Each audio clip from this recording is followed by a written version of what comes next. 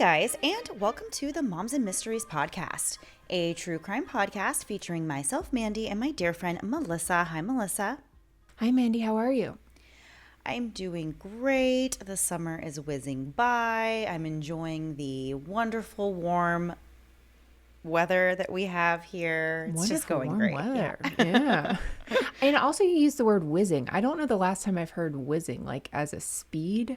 I said whizzing, something? wonderful. Wait, I said whizzing, wonderful, and weather. You went Not straight even on Yeah. W's. Yeah, it was a lot of alliteration there.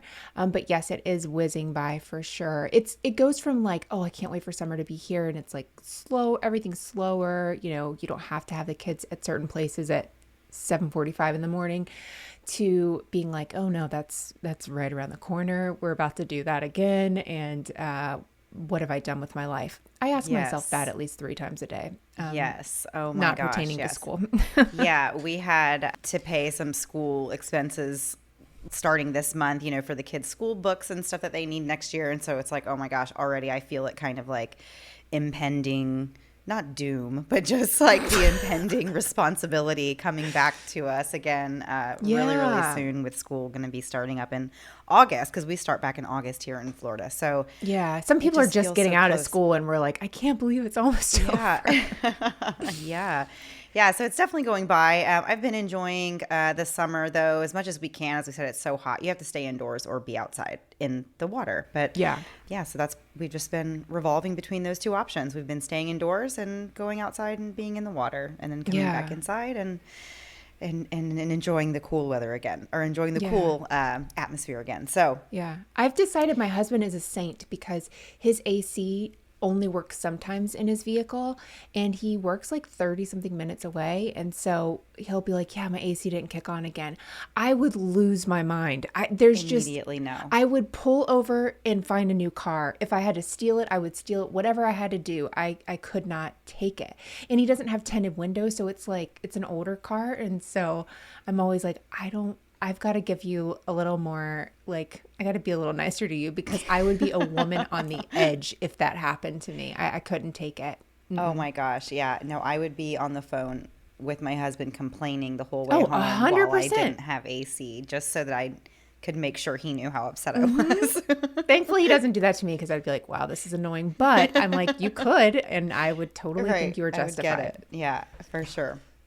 All right. So we have a pretty big story. I mean, big in terms of like, there's just so much going on. Lots of information in the story this week. I'm actually surprised. Melissa, had you ever heard of the story that we're going to talk about this week? Mm-mm. I haven't either. And that was a little surprising to me, because I like the topic of cults. I like them, meaning I'm fascinated by them. Right. So we're going to get into it this week.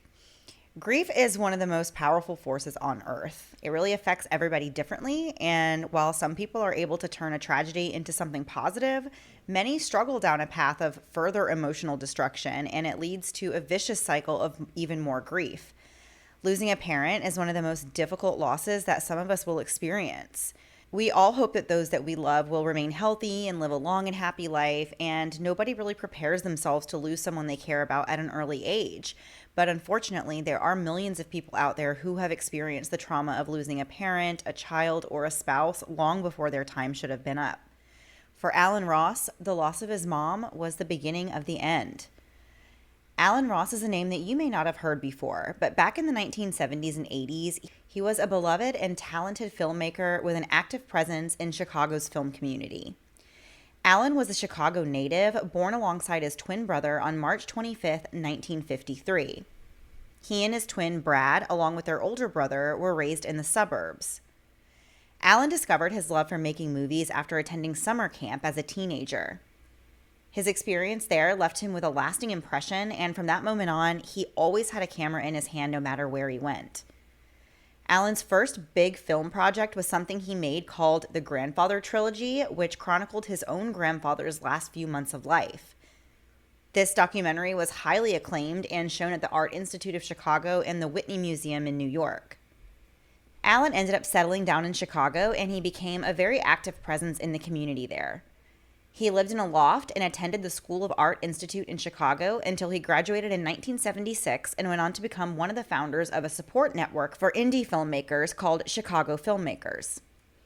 In 1979, he began working as an assistant editor for Mutual of Omaha's Wild Kingdom, and he maintained this role until 1987. Throughout this time, Allen continued to make his own personal films in his spare time.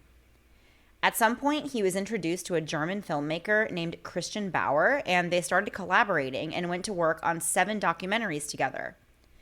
These documentaries ranged in topic from UFO abductions to a monk that used to be a Wall Street broker. That sounds like the beginning of a joke. Yeah. A monk walks into a bar. Yeah, well, you're waiting for the punchline. Yeah. Yeah. So those who worked with Allen said that he was always working very hard and was putting in long hours. Plus, he just had a very charming and witty personality, so he was very fun to be around. In 1986, when Allen was just 33 years old, his mom passed away from cancer, and Allen took it extremely hard. He'd always been very close with his mom, and her death left him feeling lost. He decided that he wanted to travel the world and do some soul searching to figure out what his life was all about. In 1989 and 1990, Allen worked as a cinematography instructor at the Art Institute. By the fall of 1991, he was still struggling with the loss of his mom and dealing with the immense grief that came with it, so his colleagues suggested that Allen should travel 800 miles away to Guthrie, Oklahoma, to visit a spiritual healer named Linda Green. Linda was a registered nurse who got her degree from the Oklahoma State University of Nursing. At this time, she was married to her 5th husband, Dennis Green. She really didn't have a particular background in spirituality or spiritual healing, but in the late 1980s, she had discovered a practice called dowsing, which is essentially just this method of locating water sources, minerals, or objects underground. And this is done through the use of tools such as a divining rod and a pendulum. Linda would move a pendulum around a special chart and ask it a question, and based on whatever way the pendulum would swing, she would have her answer. So according to Linda, the pendulum was connected to the subconscious, which always knows what we really need. At some point, Linda's husband, Dennis, helped her start a nonprofit so she could help educate others about her methods of dowsing through self-help seminars. The nonprofit was called the Samaritan Foundation, and people genuinely believed that what Linda was doing was helpful. She really made everyone feel like she had a personal connection with them and that she genuinely wanted to help them. Allen Ross decided to take his colleagues' advice and pay Linda a visit, which is kind of wild since it's 800 miles away. And he had to be in a very desperate place to be like, okay, off of your recommendation, I'm going to try this. It's a big thing to do, I think. Yeah, it's a big step. Mm-hmm. He drove to Guthrie and went to one of her seminars about dowsing, which at first he thought was a bunch of hogwash. He was really skeptical that Linda's teachings could help him, but she assured him that she could help him get over the pain of losing his mom. Allen became enchanted with Linda and fell further entangled in her spell. He traveled from Chicago to Guthrie for seminars every month, which seemed to be working for him. Allen told people in his life at this time that he was happier than ever. But throughout this time that Allen was traveling back and forth for these seminars, things changed a lot for Linda and the Samaritan Foundation. Linda started suggesting and even teaching people that the practice of dowsing could also get rid of the evils of the world. And to her, these evils included zombies, the Antichrist, and more. Linda wrote to her followers that vampires had the ability to steal your soul through the phone lines and told them that they should not ever speak on the phone. She also wrote about Bill Clinton, who was serving as the president of the United States at the time, and saying that he was an animal mutant zombie. And she also referred to Saddam Hussein as a 5-virtue zombie. I'm not really sure what the zombie hierarchy is or was, but apparently there's categories. So by the fall of 1992, Linda was telling her students that the world literally depended on mankind adopting her dowsing methods to cleanse the negativity from the world. And if they didn't, the world wouldn't survive another 20 years. She encouraged her students to relocate themselves to Guthrie so that they could all be close to each other and could practice dowsing together, which, according to Linda, was, again, the only way they would be able to save the world. Linda's husband, Dennis, actually purchased an old jail in Guthrie, which Linda said could be used to house everyone. So now this is where you're starting to be like, this is a cult, this is a cult, this is a cult. Yeah. Like, it's one thing to just say, I'm a spiritual healer, I'm going to teach people these things and whatever, but then to be like, you should all move here and we should move into this like old jail together. Jail, like, that yeah. is immediately suspicious. Red flags there, right? Yeah. Mm-hmm. So this particular jail that they bought and moved into actually had a really long history before this. It was actually built in 1892, and it was the first federal prison in the Midwest. And of course, as it goes with many buildings that are very old, rumor has it that this place is haunted. But Linda was not fazed by any of that. To her, this old jail was a place where people could come to learn what she was teaching, and she affectionately named the jail the monastery and thought of herself as a spiritual healer. Do you think jails are just cheaper to buy? Because I don't really understand why, of all places you could live, if you're like trying to convince people to join you, you would be like a jail. Your friends and family are gonna. Yeah, I guess if you're looking for like rooms, you know, Housing, you want everyone yeah. like you want everyone to like be able to actually live there, and you can't. I mean, I assume that buying an old abandoned jail is cheaper than buying an apartment complex. Maybe you might be onto something there. And so you might be asking yourself how Linda really became all of this. And the truth is, we really have no idea. Up until this point, Linda seemed to live a mostly normal life. Mostly. She was born on June 9th, 1951 in Oklahoma City. In high school, she was part of the newspaper staff and became the editor-in-chief during her senior year. She was also part of the Thespians. Linda loved writing. She was so into it that she attended a summer publications workshop at Princeton University during the summer of 1967. In August of 1969, Linda had twins with a man named Terry, who she dated in high school. The couple got married that same year, and we're not sure exactly how long the marriage lasted, but it did end in divorce. After high school, though, Linda continued writing. In 1970, she and her brother put on a 3-day-long, 3-man version of the 1960s musical The Fantastics, and in 1971, they put on a poem reading where Linda read her own poems, and her brother played his recorder flute while another man played the guitar. There is nothing I would walk away faster from than if I saw 3 people sitting doing this. I'm out of there. I'm just not cool enough to think I could be there with a straight face. It just sounds like what you would expect people to do in the 70s, though. I feel like it sounds very hippie. It very much sounds very hippie, like just like you said, a 3-man band. But it wasn't even a band. It was just Linda reading poems and in a recorder. I know it sounds. I don't know. It doesn't sound good. No, but I mean, good for them for trying, I guess. So in 1971, Linda was reportedly working at a cardiovascular clinic. She told the Daily Oklahoman that she was the author of an unproduced children's play and a book of poems that was soon to be published. She said she hoped to write a, quote, full-length religious play, end quote, soon, which that sounds fun for kids. At some point, she graduated with a nursing degree, and by the end of the 70s, Linda had been married and divorced a total of 3 times. In 1981, she married her 4th husband, who was a doctor, and the couple had a son together that same year. In 1983, the Sunday Oklahoman wrote an article about Linda and her job as an RN for Hospice of Central Oklahoma. The article about her included one of her poems called Promise from a Nurse.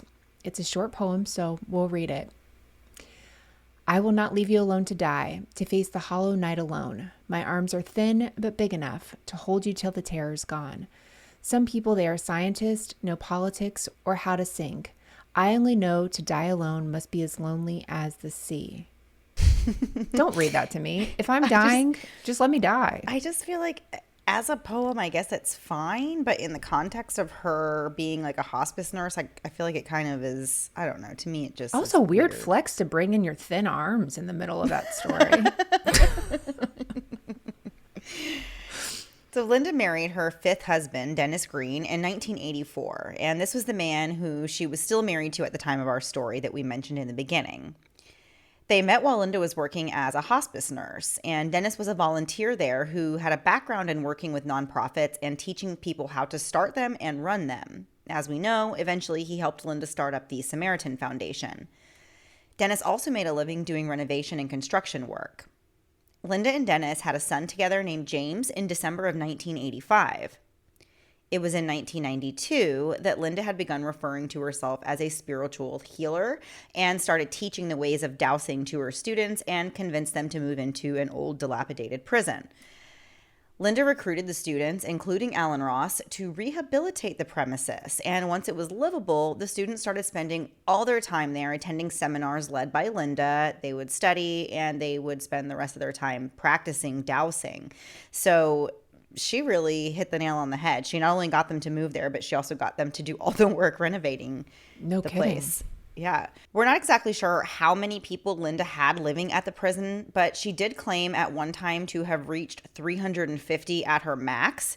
But Dateline later reported that it was probably more like 50 to 60 people, which seems a little more realistic. But who really knows? I feel like sometimes you're surprised by how many people kind of fall into these things. So after Alan moved to Guthrie, he still kept in touch with his family and friends by sending postcards. And that was kind of his thing. He would send postcards to his loved ones instead of sending letters. And on these postcards, he would write these little quirky messages. For example, one postcard he sent to his friend Christian Bauer read, quote, "I seized the opportunity to seek answers for questions I had not been able to ask." And according to Christian, this might sound nonsensical to some people, but it was a completely normal message from Alan. Another time, Alan sent a postcard that said, quote, "I've resigned from life. Can't explain it. I highly recommend it." But then other times, the messages would make Christian wonder what was actually going on with Alan. Sometimes the messages he wrote really didn't make any sense and even sounded bizarre for him, like one that said, quote, "The masters will shut you up in a pen with others. Then it will be up to you to find a house to enter." Yeah, all those messages are weird, but that one is Yeah, that'd be a weird message to different. Get on a postcard from a friend. Yeah, for sure. So those who knew and cared for Alan had no clue what was going on with him. They weren't aware of all the things that Linda was teaching her followers, or that she was telling them that evil forces were taking over and her students needed to dedicate their lives to her teachings so they could save the world from the apocalypse. They also didn't know that Linda was having her students practice intensive dowsing all day, every day. They would use dowsing to make every single decision ever, including what to eat or what clothes to wear, and eventually they became completely reliant on the pendulum to make decisions for them. Sometimes they would douse for days at a time with no breaks, which often led the students to become delusional. The more time went on, the weirder and weirder Linda's dowsing charts became. They said super weird things like, get ready for these, vagina clamp, lesbian lice, and zombie mucus. And no one knows what any of those things mean, and I don't want to try to figure it out. Linda also wrote books about dowsing, which her believers thought would change the world. Alan actually ended up becoming one of Linda's most devoted followers. He truly felt like she was doing something great, and she was helping the world with dowsing. Another devoted follower who will come up again in the story is a woman named Julia Williams. Julia was a very valuable asset to Linda because she had a large inheritance. Before too long, though, local police started hearing rumors about people living at the old rundown jail, and they were instantly worried that it was a cult. And when officers called Linda to speak with her, she completely freaked out on them, so they actually launched an investigation into what was going on at the jail and the possibility that the Samaritan Foundation was in fact a cult. This made Linda extremely paranoid.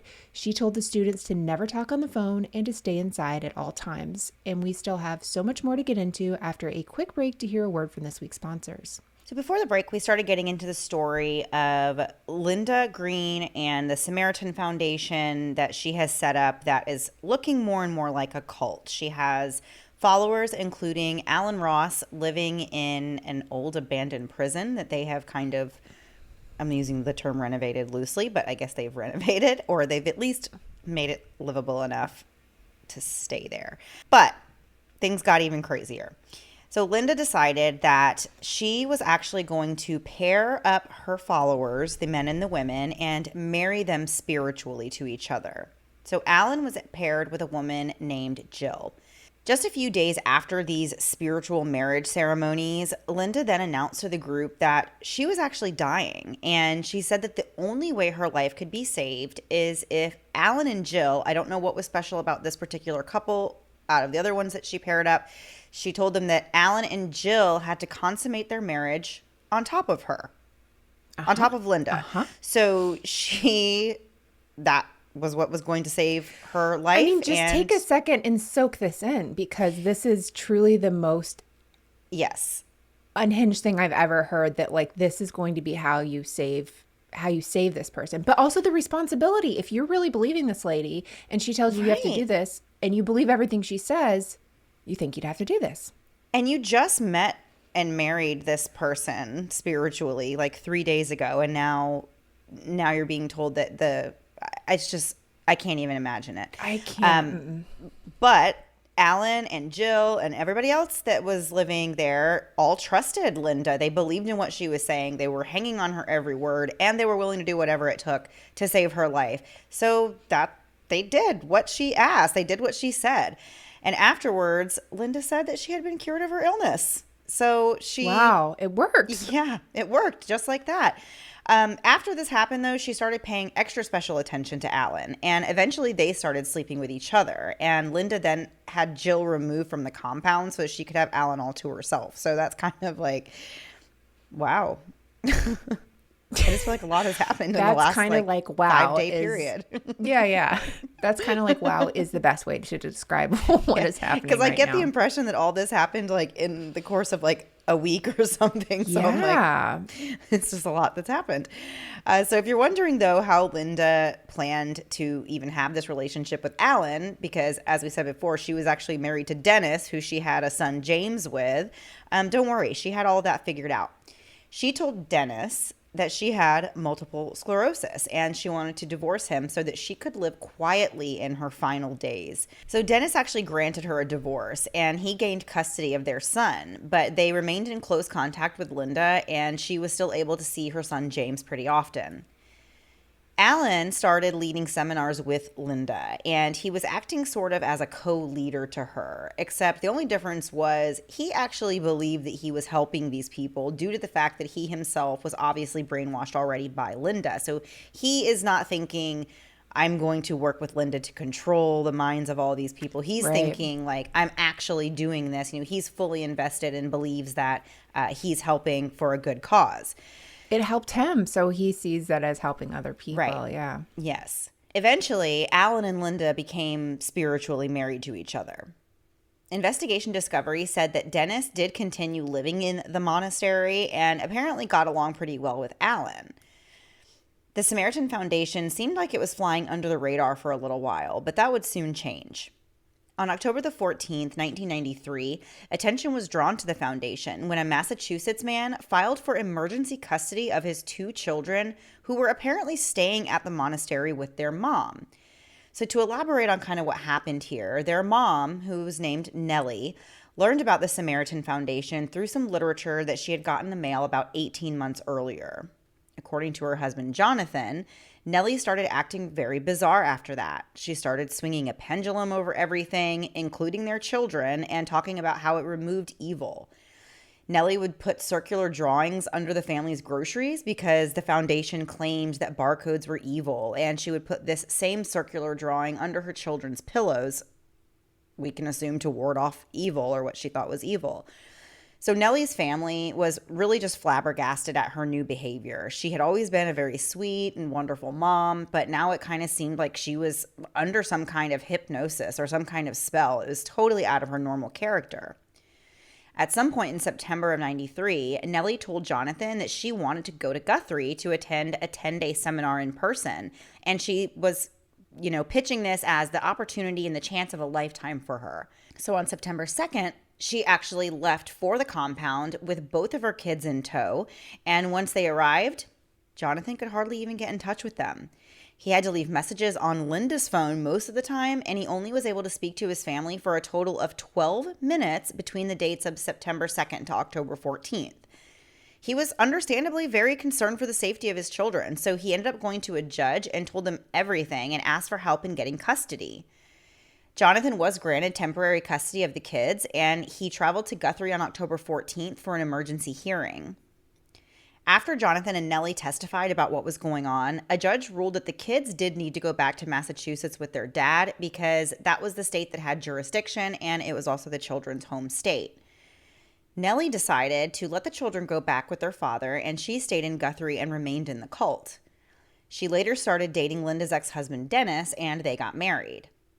The emergency custody battle over Nellie and Jonathan's children was a nationally publicized thing, and at that point, the Samaritan Foundation became public knowledge for the very first time. By 1995, after just a few years, the Samaritan Foundation cult started to crumble due to a culmination of factors and events. By this time, the Department of Human Services had gotten involved and shut down the jail where the cult members were living. Then, in April of 1995, the Oklahoma City bombing happened, and the members of the Samaritan Foundation, including Alan Ross, were questioned about their potential involvement. Jonathan and Nellie's son Rami later said that he thinks an article about the custody battle is really what started the downfall of the group. The only people who really stayed at that time were Alan Ross, Dennis Green, Julia Williams, and Rami's mom, Nellie. Most of the other members were sent away by Linda, who told them she wanted them to be part of her group, but just in other areas, so she told them to leave. Once the majority of the members were gone, Linda decided that the smaller group of them should just move.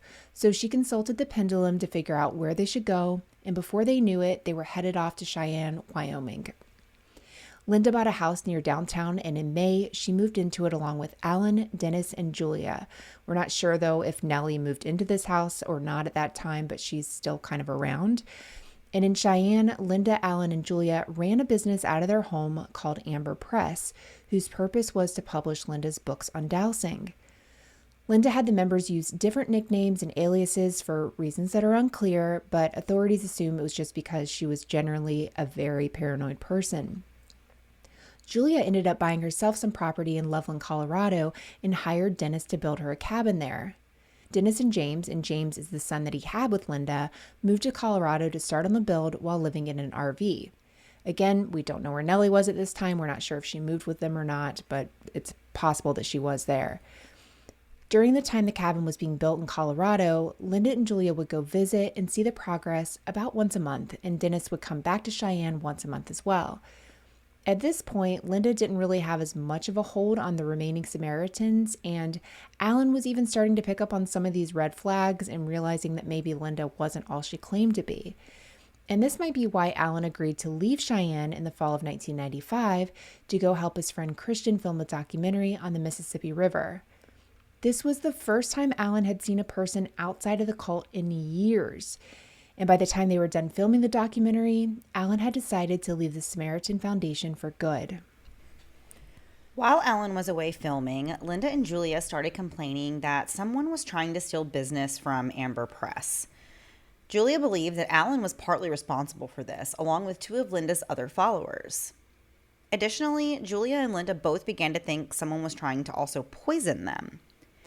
Julia was convinced that Nellie was also in on all of this and wanted to murder her and Linda in some grand conspiracy scheme. Julia also thought that Alan and Nellie were having an affair. We don't know if they were. It doesn't seem like they were from the research, but it kind of just speaks to the paranoia that Linda and Julia had.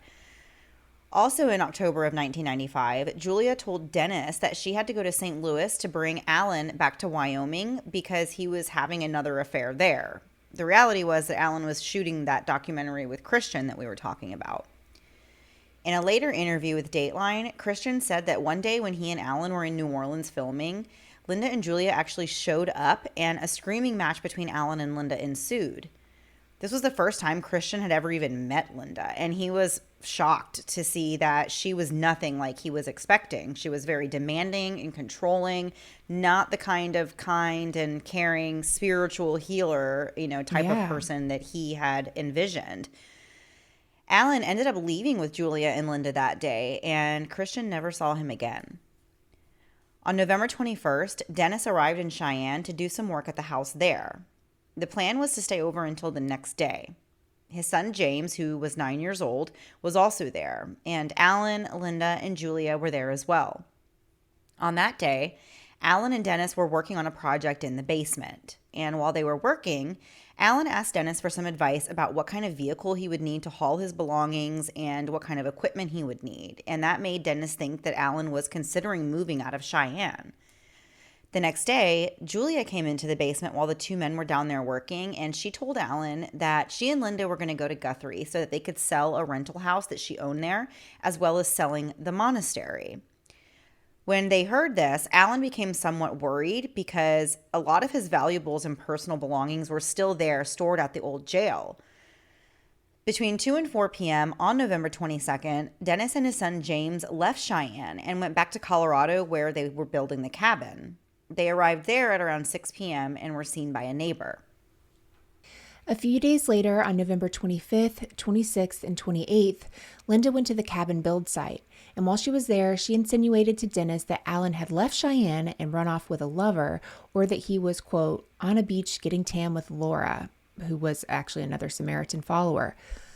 Linda sarcastically stated that she hoped Alan was enjoying the money that he stole from her.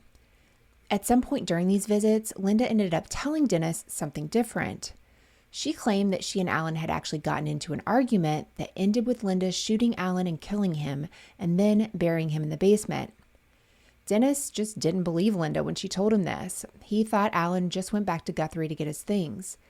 But on November 29th, Linda called the police and alleged that she'd been robbed of about $10,000, and she was fearful that there were people who wanted to hurt her. She named Alan and 2 other Samaritans, Laura and Mary, as being out to get her. Officers spent 2 hours at the house but found no evidence that any crime had been committed. After this, Julia and Linda made numerous other reports about suspicious activity that was happening at or near their Cheyenne home, but no evidence of such activity was ever found. Also in late November, Dennis was contacted by county authorities in Colorado because the proper permits had not been obtained to build the cabin, and so they ordered him to stop construction. Around the same time, though, Linda and Julia had secured a rental house in Loveland, Colorado, which was near the build site, and they moved there. The rental house was in Julia's name. She had rented it under the name of Julia Hill. Meanwhile, Dennis and James continued to live in the RV in Loveland, but when it got too cold, they took the RV and moved to Kansas City. And that's around the time that Dennis and Nellie got divorced. There are so many people in this story doing so many things all over the U.S. It is wild. I was actually talking with our researcher Haley about this one, and she was telling me how it was just such a complicated story to put together because of all the people involved in the story, but then they're like married to each other, but also living in different states and places and traveling back and forth. And then it's like the same people are like swapping spouses. So it's kind of hard to kind of keep up with like what's going on. But at the end of the day, I feel like the main takeaway is that like it was a cult. They were all involved in this cult, and just everybody was kind of doing things together, but also separately. So it was like there was some secrets happening, but then at the same time, they were all supposedly one unit. But yeah, it does get a little bit hard to kind of understand like everything, all the moving parts that were going on. Yeah. So before leaving for Kansas City, Dennis and Julia made a trip to Cheyenne so he could help her move a large copier and install a piece of pegboard over the entrance of the crawl space at the Cheyenne house, not knowing that the body of Alan Ross was inside that crawl space. By this time, Alan's family and friends were taking notice of his absence, and they were starting to really worry about him. The last time anyone had heard from him was when he was wrapping up the documentary he was filming, but he hadn't sent any postcards or returned any calls since then, which was very unusual for Alan. His twin brother Brad said that Alan never would miss a holiday or a birthday. So when nobody heard from him at Thanksgiving that year, they just had a really bad feeling that something was wrong.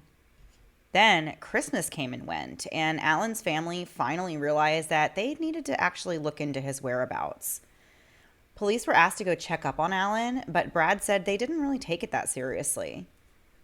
At some point at the end of 1995 or early 1996, Linda was actually committed to a psychiatric ward for reasons that we're not really sure of, but it may have been due to paranoia. Court documents state that she suffered from paranoid schizophrenia or bipolar disorder. While she was in this facility, though, Linda sent a fax to Dennis in which she accused him of killing Alan. That's when Dennis thought back to that conversation they had where Linda told him that she had murdered Alan and buried him in the basement in Cheyenne. So Now, at this point, Dennis is starting to catch on and starting to think that Alan may actually have been murdered and not just run away after all.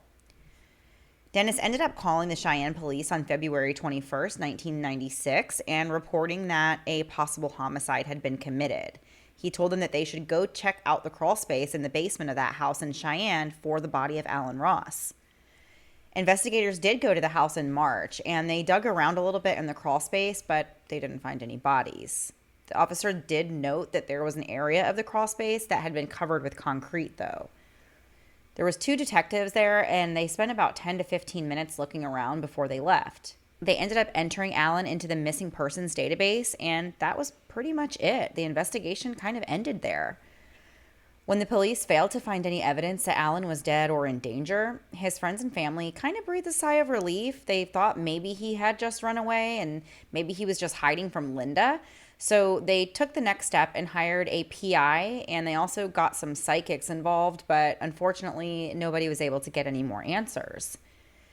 It was eventually learned that Alan hadn't touched his bank account since November of 1995, and at the time they figured this out, they realized that there was still $8,000 sitting in the bank account. Later in 1996, Guthrie, Oklahoma police got a fax from Linda alleging that Dennis and another person had killed Alan, and of course made sure she included that she had nothing to do with it. She said that this happened in Cheyenne in 1995 and also said that Alan's body would still be found there. Although this fax did seem pretty off the wall, officers didn't have any proof that it was true, so once again, their hands were kind of tied and it didn't really go anywhere. I'm blown away by how much faxing comes into this story. We have more faxing to do. There is so much faxing was the thing. That was the thing back then. Yeah, it really was. So in June of 1999, Julia went to the police and said that Alan had been found. She was told by a detective that Alan Ross was still a missing person, but Julia insisted that some psychic lady told her that Alan was buried in the city dump. So if you're wondering what the deal with Julia is, this is what Linda and Dennis's son James had to say about her later. Quote, "I saw Linda making all the decisions and Julia was basically the financial center and basically just kind of backed up my mom in whatever she said," end quote. He also testified that Julia and his mother were always together when he was with his mother. His observation was that Alan and his father got along very well and he never saw any type of disagreement between them. James also said that at one time when he was at the cabin site, Linda pulled a 9mm pistol out of her purse and shot the lock off an RV trailer. He said he saw her with a gun quite often and that she carried it in her purse. James never saw any other gun except his mother's. Investigators later found out that Julia had purchased a Glock 9mm pistol in the summer of 1995, so that's probably the gun that Linda was carrying. For several years, Alan's friends and family were left wondering what happened to him and where he was. In 1999, they decided to work together to try finding him by making a documentary called Missing Alan. The family helped with the research while Alan's friends Christian and Galen worked on things like filming and conducting interviews. Almost immediately after Alan's friends started working on the documentary, they started receiving faxes of documents and a letter which seemed to be written by Linda. The letter read, quote, "After Alan was shot, he was dragged perhaps downstairs. I saw Dennis carry 2 sacks of concrete, which were by the back door, downstairs," end quote. So after getting this letter, Alan's loved ones wanted to talk to Linda themselves and really find out everything they could know about her. So they found out that her legal name was Linda Green and that she had been married 5 times, which was interesting to them because she had told Alan that she was only married twice. They also learned that Linda was an RN in the past and she had authored books and sometimes wrote poems and acted. As for the Samaritan Foundation, they found out about the dowsing, the fear of vampires and phones, zombies, and more. Alan's friends were never able to locate Linda themselves, and former members of Linda's cult didn't want to talk either. So a while later, Alan's friends were contacted by the Cult Awareness Network, which I didn't know existed, but is pretty cool, who said that if Alan was in fact with the Samaritans, he was in serious danger. They said that another Samaritan member had taken her own life recently by jumping in front of a train in Oklahoma. After learning this, Alan's friends believed Linda was pure evil, and they were afraid for their own lives. But they pressed on and continued making the Missing Alan documentary and digging for the truth. Alan's friends went to Oklahoma in the spring of 2000 to search for evidence. They searched around the garage of a home that Linda previously lived in, and they found Alan's film camera and some of his other belongings. These findings confirmed that something was seriously wrong. They knew that Alan would never leave his camera behind. Next, they searched the old jail and ended up finding Alan's car, which was abandoned there. This was another sign that something terrible had happened to him. They were sure that Alan was dead at this time, so they ended up calling his brother Brad. And a couple of days later, Brad flew in to Oklahoma, and the group decided to actually open up Alan's car and look inside. They were all really prepared to find his body in there, but there was nothing inside. Alan's loved ones searched the basement of the jail and noticed that one room had been covered in fresh concrete, but they didn't find Alan. They searched all over town for any sign of him, but came up empty-handed every time. Meanwhile, they continued to try tracking Linda down, but it seemed like she was intentionally hiding or on the run. But then one day, Linda actually popped up. She called Alan's friends. Linda called Alan's friends from an undisclosed location and said that she was now going by the name Genevieve. I don't understand the purpose of calling them and telling them what your fake name is. Yeah. I just personally am surprised this wasn't done by fax. Yeah. So she explained her side of things regarding what happened to Alan. She said that he had been the subject of a mind control experiment that got out of hand, so specialists had to kill him because he was no longer under control.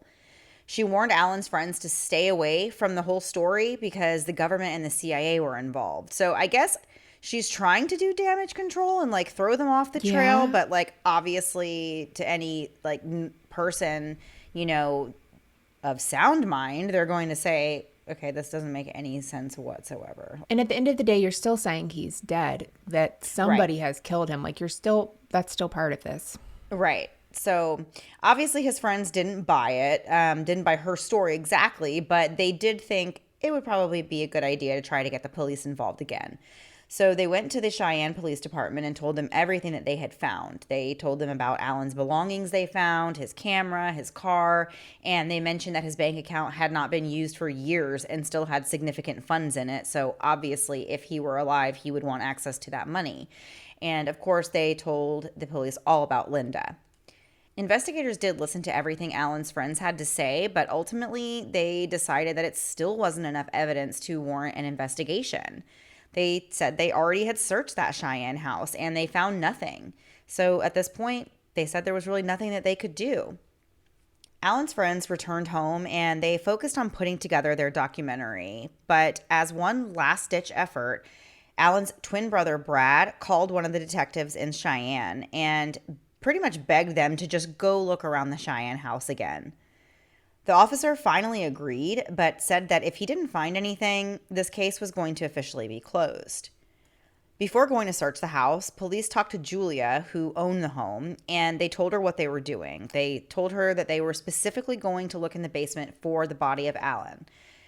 Julia responded that this was just another example of slander and harassment, and that Dennis had been putting her through so much, and it was all part of this conspiracy against the company Amber Press.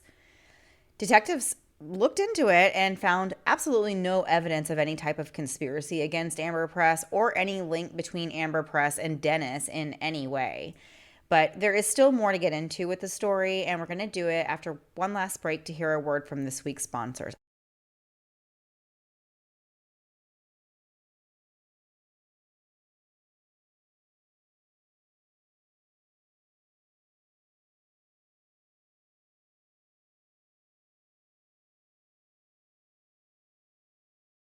Before the break, the family and friends of Alan are still asking the police to look once again into this Cheyenne house. They're talking to Julia, who doesn't really want to let them, and she's thinking there's some big conspiracy going on between Dennis and their company, the Amber Press. Police don't find anything, so they're just going from there. So the Cheyenne detective searched the house there on July 17th, 2000, and he saw something sticking out of the ground in the crawl space. As he got closer, he realized it was a shoe. a black Converse high top, and things took a sinister turn when the officer saw that there was a bone inside the shoe. A thin layer of concrete covered the area, so more investigators were called in to remove it. Finally, the body of Alan Ross was discovered, along with the shell casing that had possibly been fired from a 9mm Glock handgun. Police later said they couldn't explain why they didn't find Alan's body in the first search years earlier. And of course, this is very frustrating for Alan's family and friends. It's been almost 5 years at this point, and really this case could have been solved back in 1995 or 1996 if they had searched for more and collected more evidence. It's wild to think his shoe and part of his bone was exposed and no one saw it 5 years before. It was determined through an autopsy that Alan had been shot in the head while the shooter was standing over him, and that his body was encased in concrete and had been in that crawl space since 1995. In late January of 2001, 2 investigators went to New Orleans to interview Julia and Linda in person over the course of 3 days. So what we know about these conversations is that Julia is the one who gave up the most valuable information. She said that back in November of 1995, Linda wanted Julia to go down to the basement where Alan and Dennis were working and tell them that she and Linda were going to Guthrie to close up the properties there. Julia said that Linda just wanted to provoke a reaction from Alan. She had no intention of actually going to Guthrie. And Alan did react. He begged Linda to allow him to go get his things. Julia said Linda then went into her room to watch TV, and later she and Linda went to a hotel and then later separate hotels. Julia said nothing about Alan being shot or ever seeing his body. She just said that all of his belongings were gone when they returned to the home the next day. Julia told investigators that she found out Alan was dead in December of 1995. Linda told her that Dennis had shot Alan, and she also talked about this conspiracy to steal from Amber Press. Nothing Julia said about what she knew implicated herself in the crime in any way, at least for the time being. Alan's friends continued filming their documentary after his body was found. They found Linda in the spring of 2001 living in New Orleans, and surprisingly, she actually agreed to be on camera for an interview. By that time, she was looking pretty rough. She had become extremely paranoid and was struggling with alcoholism. When she was asked to share her thoughts about Alan being killed, she said, quote, "It's beyond my framework of reality how somebody could do something so terrible." She said that on the day before Thanksgiving of 1995, Alan and Dennis had gotten into an argument inside the Cheyenne home. She said they were arguing about money that was made from selling Linda's books. She said that Dennis shot and killed Alan that day and then said that he would kill Linda and their son if she ever talked about it. After the visit from these investigators, Julia and Linda went back to Cheyenne on March 21st, 2001, and each of them were interviewed separately at the Cheyenne Police Department on March 22nd. Julia gave a statement that was consistent with the one that she had given in New Orleans. She repeated pretty much everything she said before, except she left out the part about finding out that Alan was dead back in 1995. She said she didn't know for sure that Dennis had shot Alan, but she said that she, quote, believed he did. Before the 2 women left town, officers took them back to the house for a walkthrough. And during this walkthrough, it was noted that neither of the women had any type of visible or emotional response, even when they were taken down to the basement crawl space. After this, Julia did continue to keep in contact with the Cheyenne Police Department, and they would communicate by Melissa's favorite method. They would send fax back and forth to each other. Sure. But with each fax that she would send, Julia's story about what happened to Alan kind of started to evolve, and eventually it got to a point where she just had this completely ridiculous long list of possible motives for why Dennis might want to kill Alan. And one of the reasons on that list was that Alan had been having an affair with Dennis's then wife, Nellie. I mean, at this point, they're all with each other, so I can't imagine that would even kind of be a motivation. It doesn't seem like anyone really cares. Married. That doesn't seem like something you can undo. Exactly. Exactly. So unfortunately, though, we'll never know what Linda said in any of her statements to police in 2001. The contents of those interviews were never allowed to be seen in court because Linda died from liver failure on March 18th, 2002. According to her family, she died from excessive drinking, which she did to quiet the voices in her head. Linda was living in Arkansas at the time of her passing. The news of Linda's death was a huge blow for Alan's family and friends, and they now feared that no charges would ever be filed in his murder. The same day that Linda died, Julia called Cheyenne police to let them know, and she said she wanted to come to Cheyenne and talk to them. Julia told investigators yet another story, but this time she said that she was actually present when Alan was shot. She said she wasn't sure what date Alan was murdered, but she knew it was sometime between November 22nd to 24th of 1995. 2 shots were fired, which Julia said she heard but didn't see, and when she went downstairs, she saw Dennis holding a gun and Alan lying on the floor. Julia admitted to helping Dennis carry Alan's body to the basement using sheets or blankets, and she also helped clean up. Julia said she was afraid Dennis would kill her if she didn't help. Julia's story provided no explanation for where Linda or her son James were at the time of the shooting. And she said Dennis shot Alan because he molested James, which is just such a crazy thing to start admitting this far into the story. Like now you're throwing everything out there. And this guy's been killed, for goodness sakes. Right. So Julia had originally said she didn't know where the gun was, but then she said that she hid the gun Alan was shot with. She claimed she took it to Kansas City and put it behind a hotel. Of course, police looked for it but didn't find anything because it's been a really long time at this point. So who knows, what actually happened. Yeah. Investigators did question Julia further. And at some point it was maybe suggested to her that she was possibly substituting the name Dennis in her story for the name Linda because it sounded an awful lot like she was talking about things Linda did and not things Dennis did. So Linda denied this, and she, said she wasn't telling a fake story. She did state that her memory had been compromised, whatever that means, and did say that she was no longer able to continue with this interview and with this line of questioning, which, how convenient that all of a sudden your memory has just been compromised and you no longer want to go on. So Dateline later interviewed Julia, and she also told them that Dennis was the killer and that she would be willing to take the stand and even testify against him. Detectives looked into Alan's murder for the next 11 months, and eventually they were able to completely rule Dennis out as a suspect. They settled on the theory that Linda murdered Alan and Julia assisted her in hiding the evidence and the body. On February 27, 2003, Julia Williams was arrested and charged with being an accessory to the murder of Alan Ross. She was 49 years old at the time of her arrest. Julia's trial began about a year and a half later in November 2004. Prosecutors in the case were not allowed to refer to the Samaritan Foundation as a cult, and they were also not allowed to bring up any of Linda's statements to the police or anything she said to Dennis, like from that time that she had told him about shooting Alan. The state said that Julia was still just protecting Linda, but that Linda was the real killer. They pointed out that after years of investigation, they had ruled Dennis out as playing any part in Alan's murder. But on the other hand, Julia's statements to the police had changed and evolved over time. But eventually, she still came out and admitted to helping conceal evidence.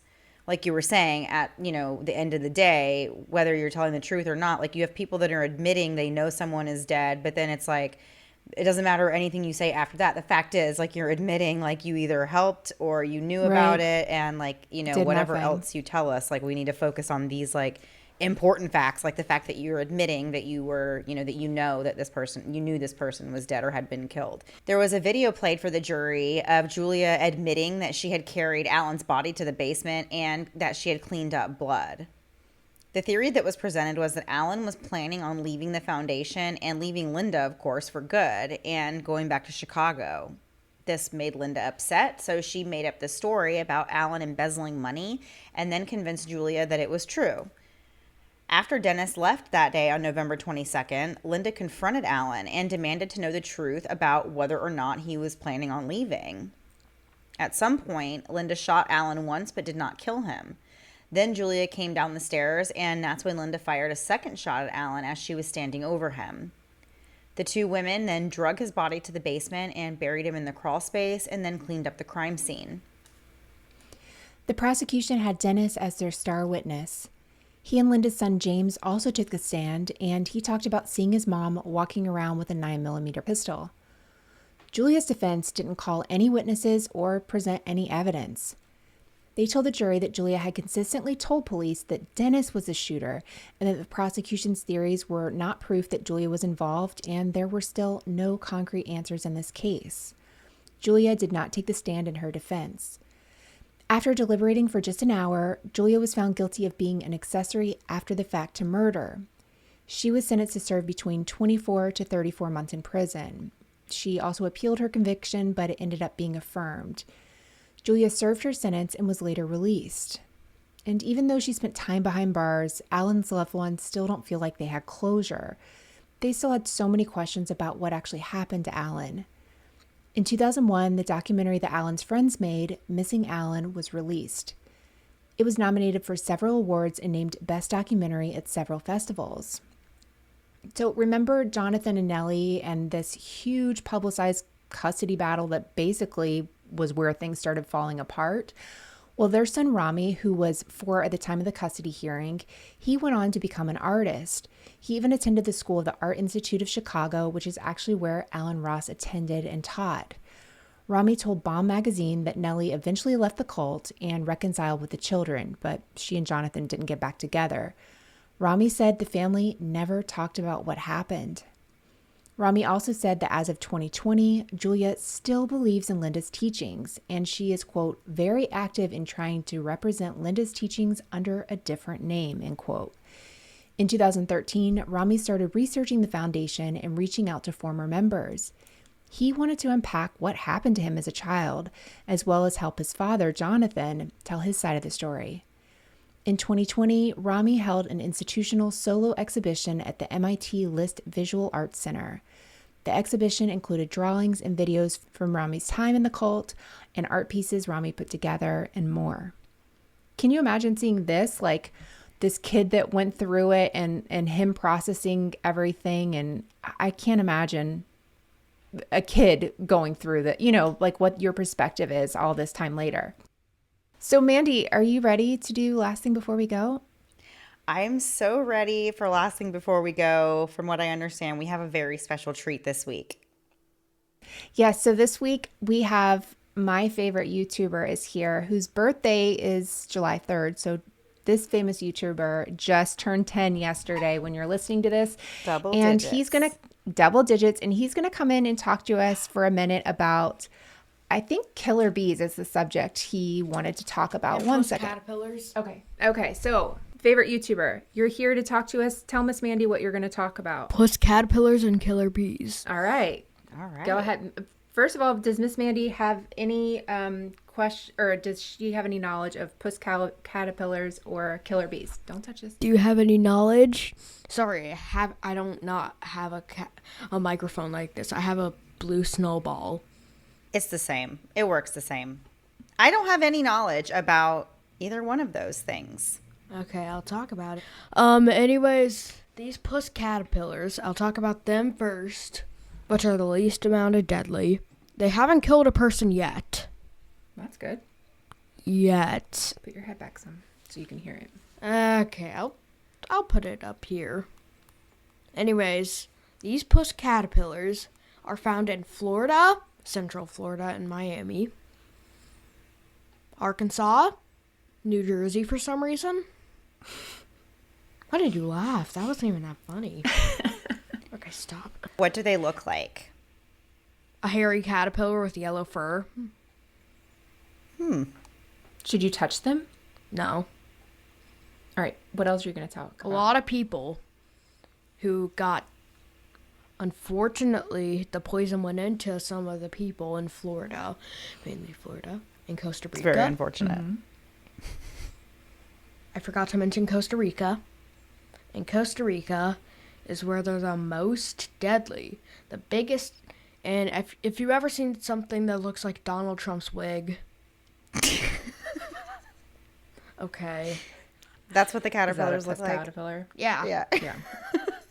Killer bees. They Okay. just look like bees, but a little darker. Well, how do I know if it's a killer bee or just a regular one?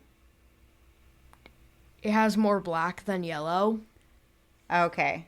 So you have to get really close to be able to tell. Found in Florida and all of U.S. That's scary. In Canada, some parts of Canada. Some parts of Canada. Uh-huh. And South America and the Caribbean. Okay. I will talk about bullet ants as well. Well, hurry and talk about bullet ants because this is your time. Okay, killer bees, if one stings you, a lot are going to sting you. Bullet ants, the most excruciating animal. That's unimaginable pain. Basically it. It just has a poison that makes it excruciating. Mm-hmm. Okay, bye.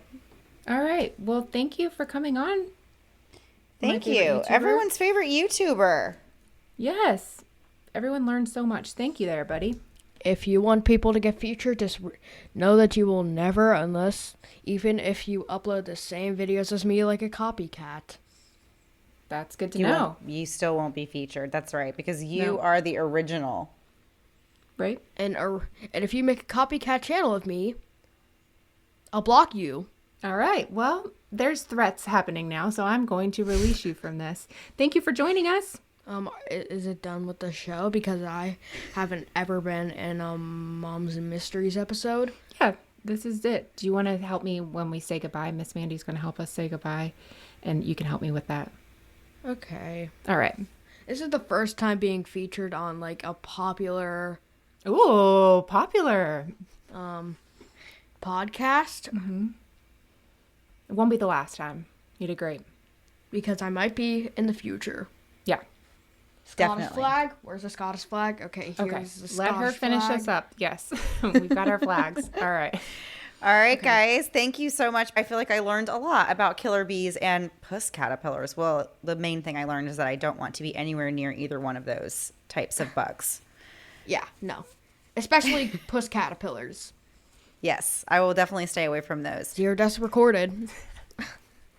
Okay. All right, guys. That was the episode for this week. We will be back next week. Same time, same place, new story. Have a great week, everybody. Say bye. Bye. Bye. I hope no one heard.